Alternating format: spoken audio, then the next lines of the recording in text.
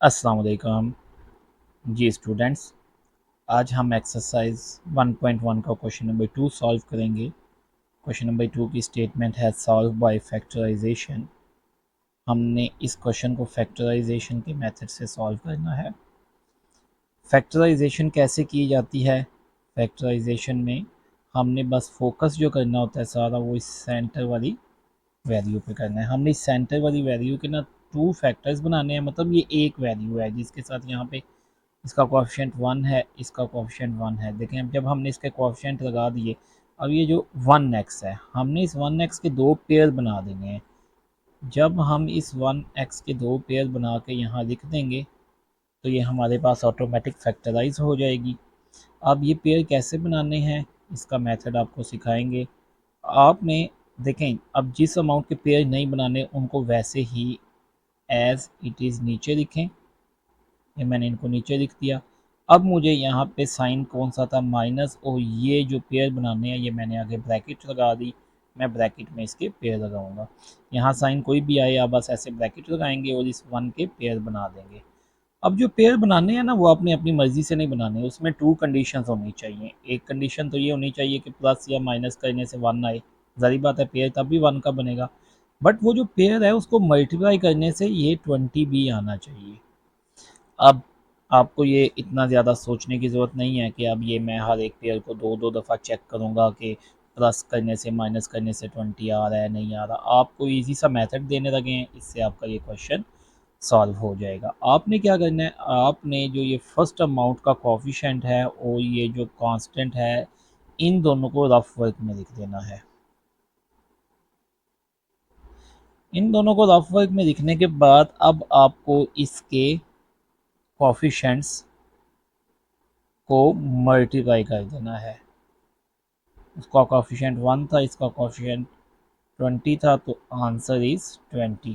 अगर यहाँ 2 होता तो ये 220 टाइम 40 हो जाता। अब ये जो 20 है हमें बेसिकली इस 20 के फैक्टर बना देने हैं। यहाँ पे 20 के फैक्टर बनाने का क्या मेथड है, कैसे पता चलेगा 20 के फैक्टर का?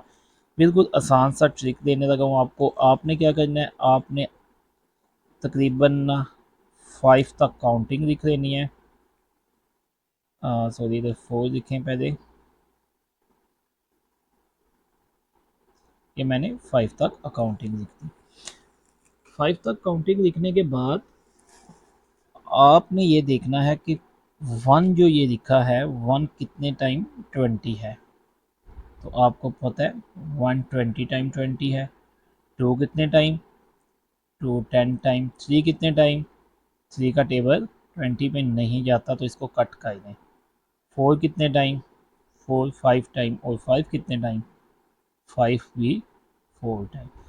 अब ये देखें 4 5 टाइम हो या 5 4 टाइम हो, ये एक ही बात है। एक ही बात है ना, तो 4 को 5 से करें या 5 को 4 से, जब भी इस तरह की रिपीट डिजिट्स आ जाएं तो आपने सिर्फ एक डिजिट को चूज़ करना है और उसके नीचे जितने भी हैं, दैट्स फोर, मैंने अगर 6 7 8 9 के भी पेयर चेक किए होते तो वो चेक करने की ज़रूरत नहीं है, जस्ट आपने उसको फिनिश कर देना है। हमारा जो आंसर है वो इन तीन में से आएगा, एक, दो या ये तीन। इन तीन में से किसी एक को यहाँ पे लिखना है।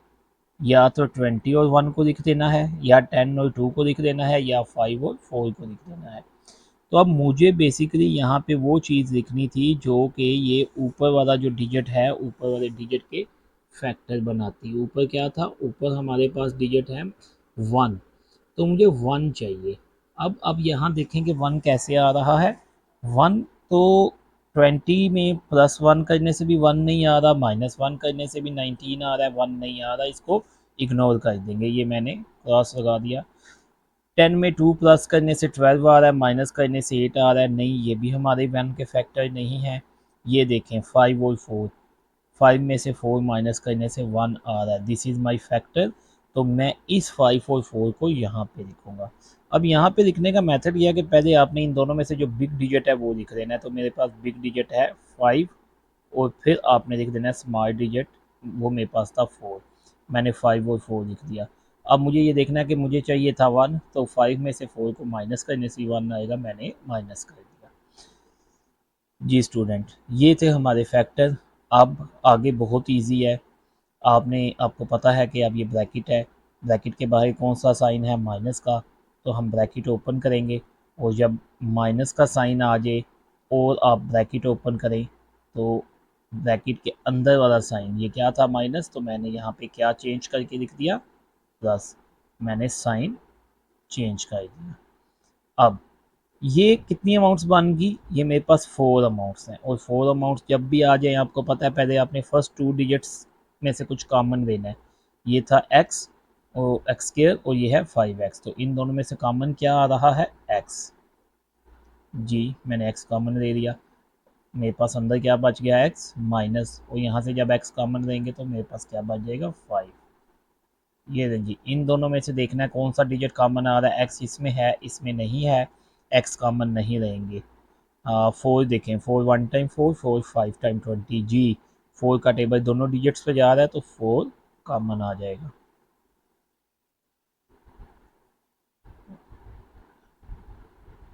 ये मैंने दूसरा डिजिट अपना लिख दिया। अब अब आपने क्या करना है, अब आपने एक दफ़ा ये जो अंदर सेम डिजिट्स आ रहे हैं उनको लिख देना है। ये देखें x-5 x-5। स्टूडेंट्स अगर ये डिजिट सेम ना आए, दैट्स सपोज यहाँ x-5 आ रहा है बट यहाँ x+5 आ जाए, तो यू हैव टू चेक कि आपने कोई मिस्टेक की है। ऐसा नहीं होगा कि ये दोनों फैक्टर जो हैं सेम ना आए, ये सेम आएंगे और हमेशा सेम आएंगे। ये आपके ठीक क्वेश्चन की निशानी है। जी ये मेरे ठीक आ गए थे, सेम थे, मैंने इसलिए इनको एक दफ़ा लिख दिया, और एक दफ़ा हमने ये बाहर वाले लिखने होते हैं। इसके बाहर x है और इसके बाहर +4 है, तो मैं इसको लिख दूंगा x+4। ये मेरे दो फैक्टर बन चुके हैं, और अब मुझे जस्ट इन दोनों फैक्टर्स को सॉल्व करना है। और जब ये दोनों फैक्टर्स हैं तो इक्वल के आगे मेरे पास क्या है, 0।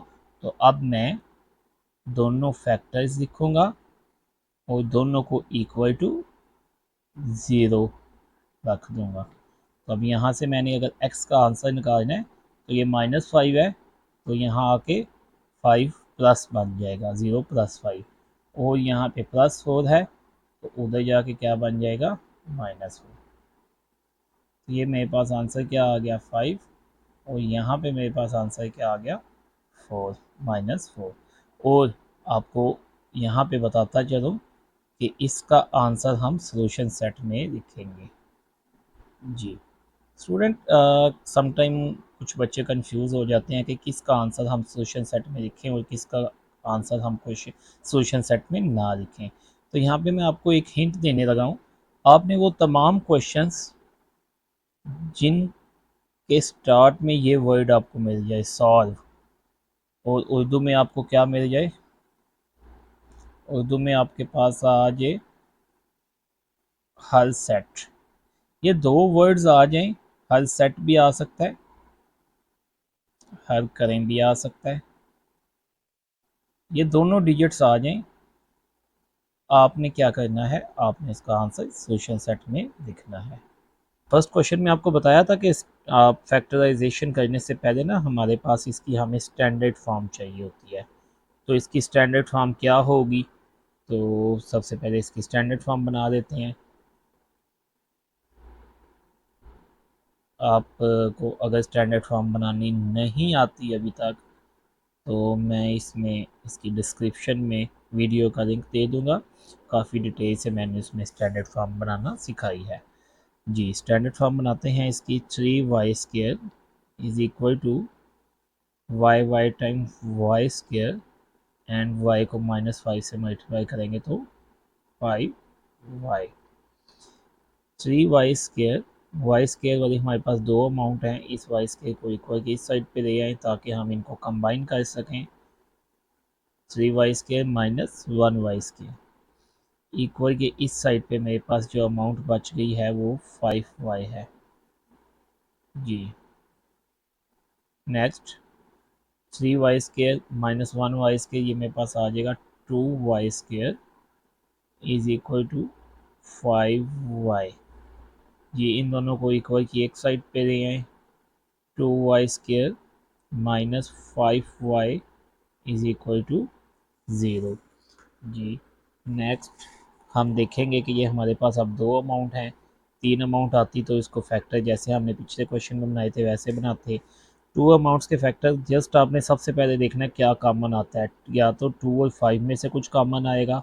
तो मैंने देखा 2 का टेबल 5 पे नहीं जाता, 5 का टेबल 2 पे नहीं जाता। अगर कांस्टेंट कॉमन ना आए तो वेरिएबल को देखना होता है। यहाँ पे y की पावर 1 है, यहाँ y की पावर 2 है, तो y की पावर 1 कॉमन आ जाएगी। यहाँ पे बच जाएगा 2, y 2 से 1 बच गया, खुद एक आंसर आ गया। और यहाँ से जब y का आंसर निकालना है तो -5 को इक्वल की दूसरी साइड पे लेके जाएंगे, उधर जाके +5 हो जाएगा। और यहाँ 2 जो है ये y के साथ मल्टीप्लाई हो रहा है, तो इधर आके डिवाइड हो जाएगा। जी स्टूडेंट, इसका आंसर भी हम किस में लिख देंगे, सोल्यूशन सेट में। ये हमारा क्वेश्चन 2 मुकम्मल।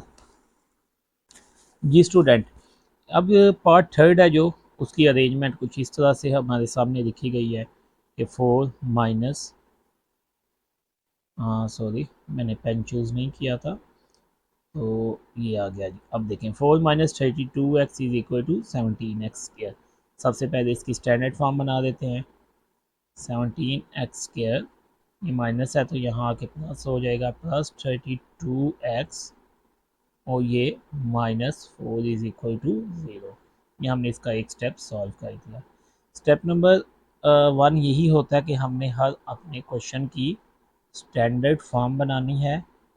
मैंने स्टैंडर्ड फॉर्म बना दी, और अगर आपने स्टैंडर्ड फॉर्म बनाना भी नहीं सीखी तो डिस्क्रिप्शन में वीडियो का लिंक मौजूद है, जिसमें क्वेश्चन नंबर 1 जो है वो काफ़ी डिटेल से मैंने समझाया है जी। उसके बाद हमने जब इसके फैक्टर बनाने हैं, वो हमें याद है कि हमने इस सेंटर वाली अमाउंट के फैक्टर बनाने हैं। तो बाकी दोनों अमाउंट्स को नीचे लिखेंगे, 17x स्क्वायर को भी नीचे लिख देंगे, प्लस नीचे लिख देंगे, ये 34 की जगह मैंने ब्रैकेट लगा दी, माइनस नीचे 4 नीचे इक्वल टू 0। अब मुझे इस 32 के फैक्टर्स यहाँ पे लिखने हैं, और 32 फैक्टर्स कैसे बनेंगे, उसके लिए मैंने आपको ट्रिक दिया था कि ये 17 और इस 4 को मल्टीप्लाई करके यहाँ लिखें। तो मैं 17 और 4 को मल्टीप्लाई करके लिखा, ये मेरे पास 68 आ जाएगा। अब ये जो 68 है, इस पे आपने टेबल देखना है किसका जाएगा, तो वही जो मैंने आपको बताया था फर्स्ट क्वेश्चन में कि 5 तक काउंटिंग लिखें।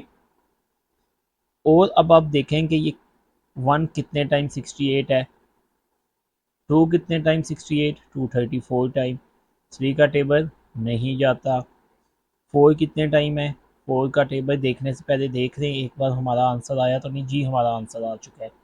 स्टूडेंट, ये बात आप भी अपने माइंड में रखेंगे कि हमने साथ साथ अपने आंसर को देखते रहना कि हमारा आंसर क्या था।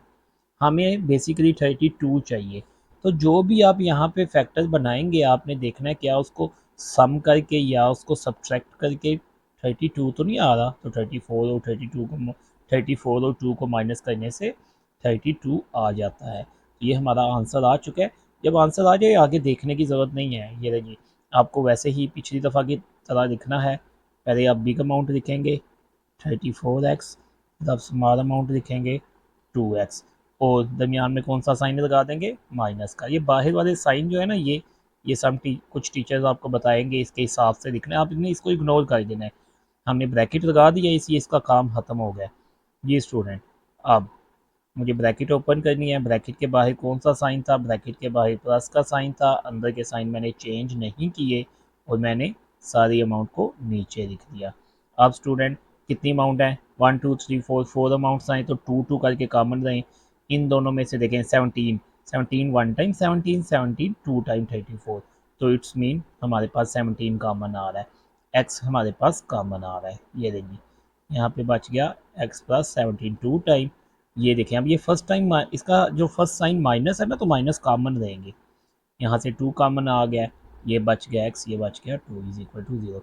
और सेंटर साइन कौन सा बचेगा, देखें माइनस कॉमन रहने से अंदर का साइन चेंज हो जाएगा। माइनस बचना था तो कौन सा क्या बचेगा, प्लस। चेक करने के लिए मैंने आपको मेथड दिया था कि ये दोनों जो रिमाइंडर हैं ये सेम आने चाहिए। तो जी हमारे ये दोनों सेम आ चुके हैं। अब जब ये सेम आ जाएं तो एक दफ़ा आपने इसी को लिख देना है,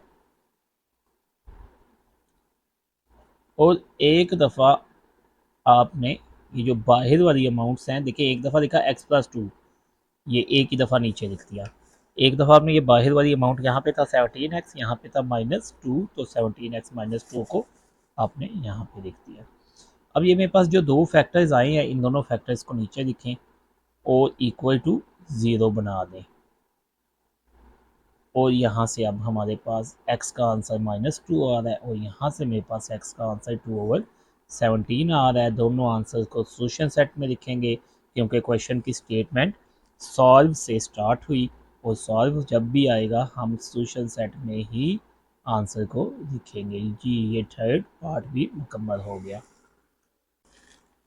जी स्टूडेंट, हमारे पास जो नेक्स्ट क्वेश्चन है, x² - 11x is equal to 152। इसके आपको जस्ट मैं फैक्टर बना के दूंगा, बाकी ये क्वेश्चन इजी है, आप इसको खुद सॉल्व करेंगे। मैंने इसकी स्टैंडर्ड फॉर्म लिख दी, 152 इज इक्वल टू 0। अब मुझे फैक्टर बनाने हैं 152 की मदद से 11 के, तो वो कैसे बनेंगे, ये नहीं मैंने ब्रैकेट लगा दी, -152 लगा दिया, इक्वल टू 0 लगा दिया। अब 152 152 को 1 से मल्टीप्लाई किया तो ये मेरे पास आ गया 152, मैंने लिख दिया 152। इस पे अब मुझे देखना है किस किस का टेबल जाता है। ये ना जी, मैंने काउंटिंग लिखी, जैसा आपको बताया कि 5 तक काउंटिंग लिखी और सब के आगे मल्टीप्लाई का साइन डाल दें। ये मैंने सब के आगे मल्टीप्लाई का साइन डाल दिया। अब जब मल्टीप्लाई का साइन आप डाल देंगे, अब आप ये शायद आपको नज़र नहीं आ रहा होगा, तो हम इसको थोड़ा सा साइड पे करके लिख लेते हैं। हाँ ये देंगे 1 2 3 4 5। जी अब मुझे देखना है कि 1 कितने टाइम, 152 टाइम ही होगा। अब 2 कितने टाइम है, आप इसके ये कैलकुलेटर यूज़ करेंगे, ये मैं आपके सामने कैलकुलेटर यूज़ करने लगा हूँ, इसको तवज्जो से देखें कैसे करना है। आपने आपने कैलकुलेटर पे पहले 152 लिखना है, डिवाइड का ये नहीं, यहाँ पे आपने मल्टीप्लाई के सिम्बल्स डाले हैं ना, बट आपने डिवाइड का सिंबल यूज़ करना है। डिवाइडेड बाय, अब ये क्या है 2, तो डिवाइड बाय 2 करके देखना है आपका आंसर क्या आता है। जी इसका मतलब है कि डिवाइड हो सकता था।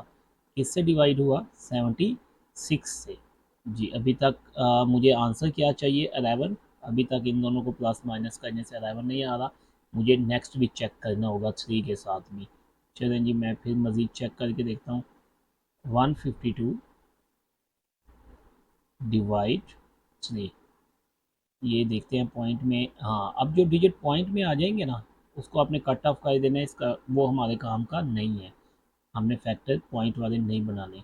जी अब मुझे नेक्स्ट देखना है 152 डिवाइड 4, देखते हैं जी। हाँ जी 4 से हमारे पास क्या आ रहा है 38। अभी भी ये भी मेरा आंसर नहीं है, 38 में से 4 माइनस करूँगा 34 आएगा, मुझे 11 चाहिए। जी नेक्स्ट चेक करेंगे 5 से, तो ये दें जी 152 डिवाइड 5, ये भी पॉइंट में आ गया, इसको भी इग्नोर करेंगे, और अभी मेरा आंसर नहीं आया। स्टूडेंट जब आपको ऐसा केस आ जाए तो आपने उसको मज़ीद एक्सपेंड कर देना है 9 तक। जब आप 9 या 10 तक उसको एक्सपेंड कर देंगे, अब आप ये चेक करेंगे कि ये कितने टाइम आएगा। अगर फर्स्ट 5 में आपका आंसर ना आए तो इसमें आपका आंसर ज़रूर मौजूद होगा। ये अब कुछ दिन अगर आप ऐसे प्रैक्टिस करेंगे ना, तो उसके बाद आप ज़ुबानी भी ये क्वेश्चन कर सकते हैं, ये फैक्टर बना सकते हैं। जी मैंने कहा किया था 5 तक किया था, तो अब मुझे 6 ट्राई करना है। 152 डिवाइड 6, पॉइंट में आ गया, इग्नोर। जी अब नेक्स्ट 152 डिवाइड 7, पॉइंट में आ गया, इग्नोर। 152 डिवाइड 8, 19 आया जी, 8 के आगे मैंने लिख दिया 19। हम साथ साथ चेक करते जाएंगे क्या हमारा आंसर आया। ये देखें स्टूडेंट्स, हमारा आंसर हमारे पास आ चुका है। हमें चाहिए 11, तो 19 में से 8 माइनस करें 11 आ सकता है, तो हम यहाँ पे इसको लिख सकते हैं। हमारे पास आंसर मौजूद है। पहले हम बिग अमाउंट लिखेंगे, मैंने लिख दी 19x। स्मॉल अमाउंट लिखेंगे, मैंने लिख दी 8x। सेंटर में साइन कौन सा लगेगा, माइनस, ये बाहर वाले साइंस नहीं देखने आपने। 19 में से 8 गई 11, ब्रैकेट ओपन करेंगे और इसको आप क्वेश्चन को खुद ट्राई करेंगे। जी स्टूडेंट, इसके बाद जो हमारे पास क्वेश्चन है वो ये क्वेश्चन है, इसकी आपने सबसे पहले स्टैंडर्ड फॉर्म बना देनी है। स्टैंडर्ड फॉर्म बनानी आपको बहुत अच्छे से आती है। जैसे ही आप इसकी स्टैंडर्ड फॉर्म बना देंगे उसके बाद आपने इसके फैक्टर बना देने हैं। स्टैंडर्ड फॉर्म जिस बच्चे को नहीं आती, डिस्क्रिप्शन में मैं एक वीडियो का लिंक दे दूँगा, वहाँ से आप स्टैंडर्ड फॉर्म बनाना सीख लेंगे। तो अभी मैं ज़रा स्पीड में इसकी स्टैंडर्ड फॉर्म बनाऊँगा। मुझे मल्टीप्लाई करना है x plus one into x into 12 को, इस तीनों को मल्टीप्लाई करना है फर्स्ट अमाउंट से, और फर्स्ट अमाउंट मेरे पास है x plus one over x। ये मैंने मल्टीप्लाई कर दिया जी। अब मुझे इन्हीं डिजिट्स को मल्टीप्लाई करना है। ये जी 12 इंटू एक्स प्लस वन, और ये साथ में x भी था, उसको भी साथ लिख दें, शुरू में ही लिख दें तो बेहतर है। ये 12 into x into x plus one, इसको हमने अपने सेकंड डिजिट से मल्टीप्लाई करना है। सेकंड डिजिट हमारा ये है, मैंने लिख दिया x over x plus one equal है 12 इंटू एक्स प्लस वन को मैंने अपने थर्ड डिजिट जो कि 25 ओवर 12 था उसके साथ भी मल्टीप्लाई कर दिया। अब स्टूडेंट हमारे पास यहाँ पे इस ऐसे केस में ये नीचे वाली और आगे वाली अमाउंट में जो जो डिजिट सेम, ये ऊपर आएगा, यहाँ करके लिखिएगा इसको। जो जो सेम है उनको हम कट ऑफ कर देंगे। ये मैंने सेम डिजिट को कट ऑफ कर दिया। तो मेरे पास यहाँ पे क्या बच रहा है 12, और यहाँ पे साथ में क्या बच गया x प्लस वन और x प्लस वन। यहाँ पे मेरे पास बच रहा है 12, साथ में ये x बच गया और एक ये वाला x बच गया, और यहाँ पे मेरे पास बच रहा है 25 और साथ में एक ये वाला x और एक मेरे पास x प्लस वन बच गया जी। स्टूडेंट्स अब मुझे इनको जस्ट मल्टीप्लाई करना है, हमारे इसके बाद हमारे इसके फैक्टर्स भी बनाने के काबिल इक्वेशन हो जाए जी। स्टूडेंट 12 अंदर वाले डिजिट्स को मल्टीप्लाई करेंगे, x square plus x one time x, one x time x, तो ये 2x। ये मैंने एक स्टेप यहाँ पे डायरेक्ट किया है, आप कंफ्यूज नहीं होंगे, आप अपने मेथड से इसको मल्टीप्लाई करेंगे और सिंप्लीफाई करेंगे। 25 यहाँ आ जाएगा x x time x square x one time x जी। हम बाहर वाली हर अमाउंट को अंदर वाली अमाउंट से मल्टीप्लाई कर देंगे। 12x square plus 12 two time 24x plus 12 one time 12 plus 12x square is equal to 25x square plus 25x। मैंने सारी इक्वेशन आपके सामने लिख दी। अब स्टूडेंट्स सेम अमाउंट्स को कंबाइन करेंगे। ये वही बात है कि हम फैक्टर बनाना, सॉरी स्टैंडर्ड फॉर्म बनाना पिछले क्वेश्चन में सीख चुके हैं, काफ़ी डिटेल से बताया था मैंने आपको। 12x ये मेरे पास बन गया 12x स्क्वायर प्लस 24x वाला एक ही है, इसको मैंने ऐसे ही लिख दिया, प्लस सिंपल 12 एक ही है, मैंने ऐसे ही लिख दिया, इक्वल के इधर बच गया 25x स्क्वायर प्लस 25x जी। अब इनको मज़ीद कंबाइन करेंगे। ये मेरे पास क्या बचा, ये 12x था, ये 12x था, 12x 24x आता है, मैंने यहाँ पे बाय मिस्टेक 12 लिख दिया है, इसको चेंज करेंगे 24x स्क्वायर आएगा जी। स्टूडेंट ये है 25x स्क्वायर, इसको इधर आके माइनस कर दूंगा, ये आ जाएगा 24x स्क्वायर माइनस हो जाएगा। यहाँ पे स्टूडेंट है 25x, ये 24 को इक्वल की साइड पर आके माइनस कर दूंगा, 24x माइनस हो गया। यहाँ पे मेरे पास क्या है 12, इस 12 को भी मैं इक्वल की इस साइड पे ले आऊँगा और यहाँ आके ये मेरे पास माइनस हो जाएगा, -12 इक्वल टू 0 जी। स्टूडेंट मेरे पास अब क्वेश्चन जो है बिल्कुल इंतहाई आसान फॉर्म में आ चुका है।